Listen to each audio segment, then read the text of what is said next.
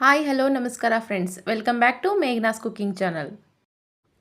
ಯಾರೆಲ್ಲ ನಮ್ಮ ಚಾನಲ್ನ ಮೊದಲೇ ಬಾರಿ ನೋಡ್ತಾ ಇದ್ದೀರೋ ಅವರು ಸಬ್ಸ್ಕ್ರೈಬ್ ಮಾಡ್ಕೊಳ್ಳಿ, ಹಾಗೆ ಪಕ್ಕದಲ್ಲಿರೋ ಬೆಲ್ ಐಕನನ್ನು ಪ್ರೆಸ್ ಮಾಡಿ.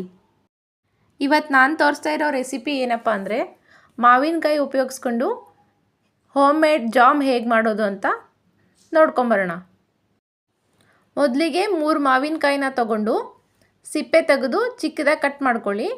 ಹಾಗೆ ಕುಕ್ಕರ್ಗೆ ಹಾಕ್ಕೊಂಡು ಬೇಯಕ್ಕೆ ಬೇಕಾಗಷ್ಟು ನೀರು ಹಾಕ್ಕೊಂಡು ಲಿಡ್ನ ಕ್ಲೋಸ್ ಮಾಡಿ ಸ್ಟವ್ ಆನ್ ಮಾಡಿ 3 ವಿಜಿಲ್ ಕೂಗಿಸ್ಕೊಳ್ಳಿ. ಮಾವಿನಕಾಯಿ ಬೆಂದ ಮೇಲೆ ಇದನ್ನು ಒಂದು ಸ್ಮ್ಯಾಶರ್ ತಗೊಂಡು ಫುಲ್ಲು ಸ್ಮ್ಯಾಶ್ ಮಾಡ್ಕೊಳ್ಳಿ.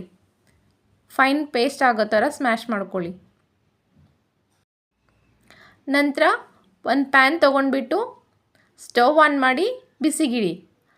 ಪ್ಯಾನ್ ಬಿಸಿ ಆದ ನಂತರ ಸ್ಮ್ಯಾಶ್ ಮಾಡಿರೋ ಮಾವಿನಕಾಯಿ ಪೇಸ್ಟ್ನ ಹಾಕ್ಕೊಳ್ಳಿ.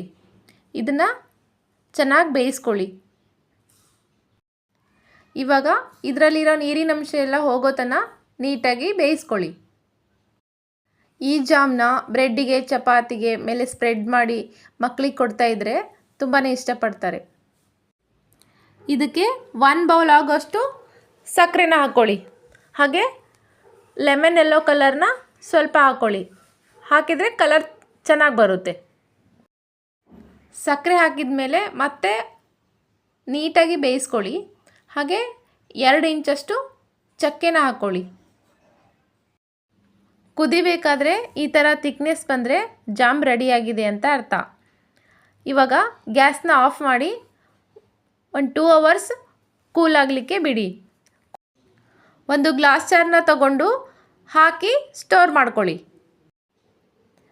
ಈ ರೆಸಿಪಿ ನಿಮಗೆ ಇಷ್ಟ ಆಗಿದೆ ಅಂತ ಅನ್ಕೋತೀನಿ.